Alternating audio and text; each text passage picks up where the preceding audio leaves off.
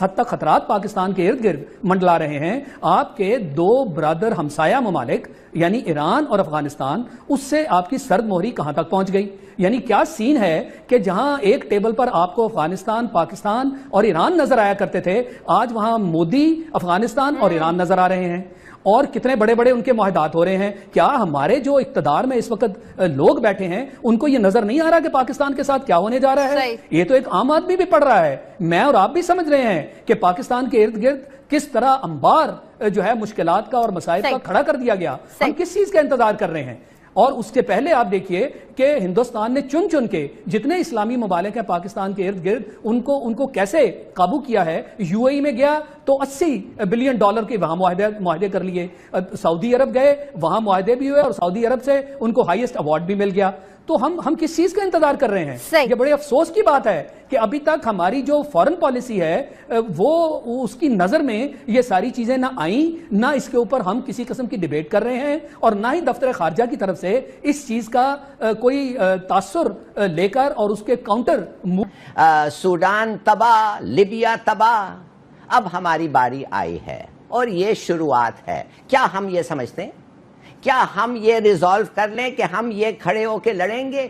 دیکھیں ہمارے ساتھ کوئی نہیں ہے, چین بھی نہیں ہے. ایک لحاظ سے مت سمجھیے کہ چین آ کے ہمارے وہ کہتے ہیں چیسنٹس آگ سے نکال کے کہے گا ہم آ گئے فکر مت کرو. نہیں, 71 میں نہیں آیا, بلکہ انہوں نے ہمیں مشورہ دیا 71 میں. 4 ہمارے جنرلز کو بیجنگ گئے تھے, بھٹو بھی تھا ان کے ساتھ. انہوں نے کہا مت ویسٹرن فرنٹ پہ ایک فرنٹ کھولو, مت کرو. ہم نے کیا اور ہم نے چین ہمارے سے دیکھیے بڑا اچھا دوست ہے, بڑا زبردست دوست ہے, مگر اس کی ناٹ سیو یو.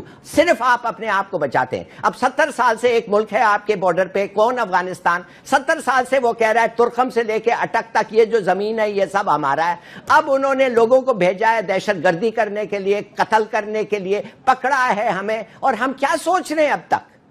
بھائی خدا کے لیے ویک اپ, اسمیل دا کافی. بارڈر فینس کرو, بارڈر کو ریسٹرکٹ افغان ریفیوجیز کو ایک انکیمپمنٹ میں اور ان کو پیٹرول کرو جیسا ایران کرتا ہے, اور اس کے بعد UNHCR کے پاس جا کے کہیں شیڈیول بناؤ ان کی واپسی کا. بھائی شروع تو کرو کچھ, وہ ہمیں واپس کرو. پھر آپ کو یاد ہوگا کہ اس سے پہلے ہمیں کہا گیا تھا کہ آپ کی جو نیوکلیئر اسٹریٹجی ہے اس کو ریویو کریں, اور ہمارے وہ جو ٹیکٹیکل میسائل جو ہم نے کولڈ سٹارٹ کے اگینسٹ تیار کیے تھے وہ امریکہ کو ہضم نہیں ہو رہے, اور پیچھے سے جو پریشر ہے وہ ہندوستان کا ہے, کیونکہ وہ کولڈ سٹارٹ جو اسٹریٹجی تھی اس کے اوپر بلینز آف ڈالرز انہوں نے خرچ کیے, اور وہ سارے کا سارا ہم نے ایک ہی سٹروک میں اس کو زیرو کر دیا.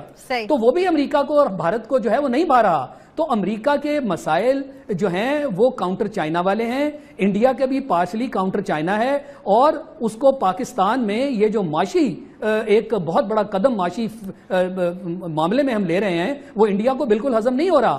اور وہ بار بار آپ کو یاد ہوگا کہ اجیت دوول جو ہیں انہوں نے باقاعدہ را کا ایک سیکشن تیار کیا تھا اور کہا تھا کہ ہم یہ جو راہداری والا منصوبہ ہے پاکستان کا یہ کامیاب نہیں ہونے دیں گے. پھر اور میں آپ کو ایک چیز جو ہے وہ دہرانا چاہتا ہوں کہ امریکہ اگر مذاکرات کامیاب ہو جاتے ہیں تو پھر تو امریکہ کا وہاں افغانستان میں رہنے کا جواز ہی نہیں بنتا. لیکن سوال یہ ہے وہ تو وہاں رہنا چاہتے ہیں. لیکن ظفر ہلالی صاحب سوال یہ ہے کہ ڈرون اٹیکس اور مذاکرات کیا ایک ساتھ چل سکتے ہیں؟ دیکھیے امریکہ تو کچھ بھی کر سکتا ہے, کچھ بھی کر سکتا ہے. وہ کہتا ہے ہاں ڈرون اٹیکس بھی ہو رہے ہیں, اچھا کر رہے ہیں, ہم تو پیس کو فیسیلیٹیٹ کر رہے ہیں. ایسے بکواس کبھی آپ نے سنا ہے کہ ان کے لیڈر کو آپ قتل کرتے ہیں اور کہتے ہیں ایکچولی ہم پیس پروسیس کو کہہ رہے ہیں کہ یہ آگے بڑھے گا اس لیے نیا لیڈر آئے گا.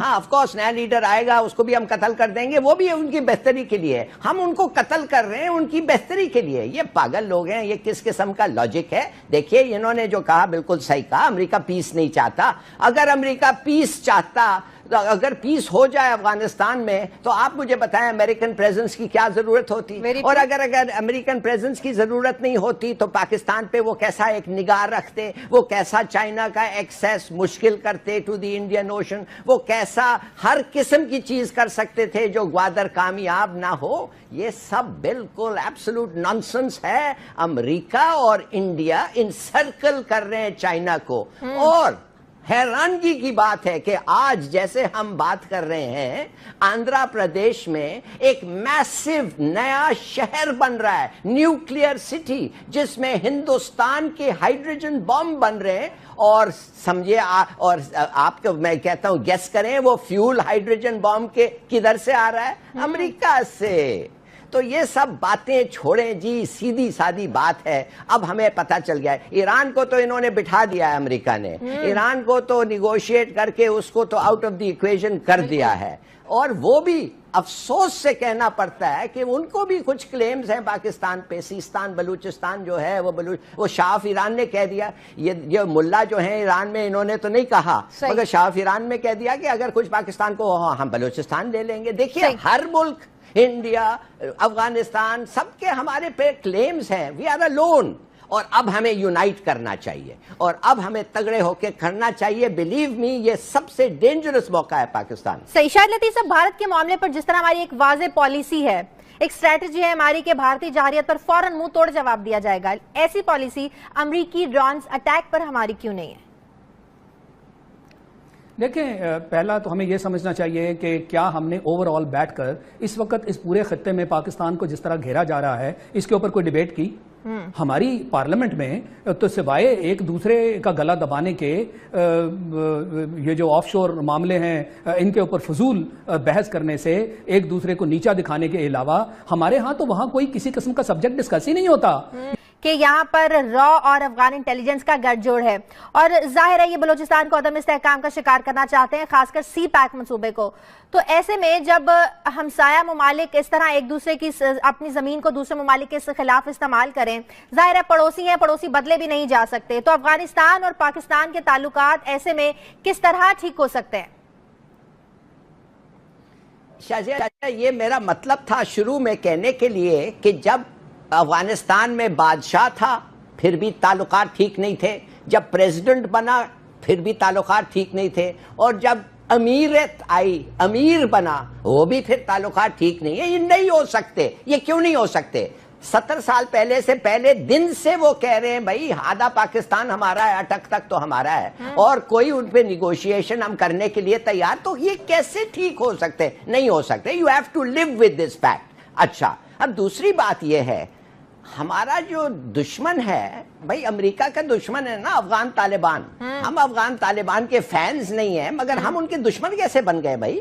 وہ تو ان کو اٹیک کر رہے ہیں, ہمیں تو نہیں اٹیک کر رہے ہیں. ایک دوسری بات ہے, ہمارے زمین سے اگر وہ آ کے ادھر جاتے ہیں, غلط بات ہے, اچھی بات نہیں ہے. ہمیں کوشش کرنا روکنے, جیسے ہم سمجھتے ہیں امریکنوں کو کوشش کرنا ٹی ٹی پی کو روکنے, کہ جب وہ آ کے 150-155 بچوں کو مار دیتے ہیں پاکستان میں, روکنے کی تو کوشش کرنی چاہیے, ہم نے بھی کرنی چاہیے. مگر آئی ڈونٹ سی کہ ہم ان کے دشمن کیسے بن گئے, نمبر 1. دوسری چیز, اور یہ بے نظیر بھٹو سے میں نے ایک نوٹ میں لکھ کے کہا ہے اور اس نے اگری کیا تھا. میں نے کہا کیا کر رہے ہیں ہم افغانستان میں میڈل کر رہے ہیں, بی کچھ تو خدا کے لیے بتائیں, ہم اپنے گھوڑے کیوں دوڑا رہے ہیں, ہمیں کیا حاصل کریں گے؟ اور بی نے پھر انسٹرکشنز دی کہ keep your hands off Afghanistan, let the dust settle where it will in Afghanistan. یہ ان کے الفاظ تھے, let the dust settle where it will in Afghanistan. نہیں, ہم جاتے رہے. اب دیکھیے, اب ہمیں کہتے ہیں کہ ان کو ٹیبل پہ لے آؤ, وہ لاتے ہیں تو ان کو راستے میں مار دیتے ہیں. اچھا, پھر کہتے ہیں تم کام کافی نہیں کر رہے ہو, لڑ جاؤ ان کے خلاف.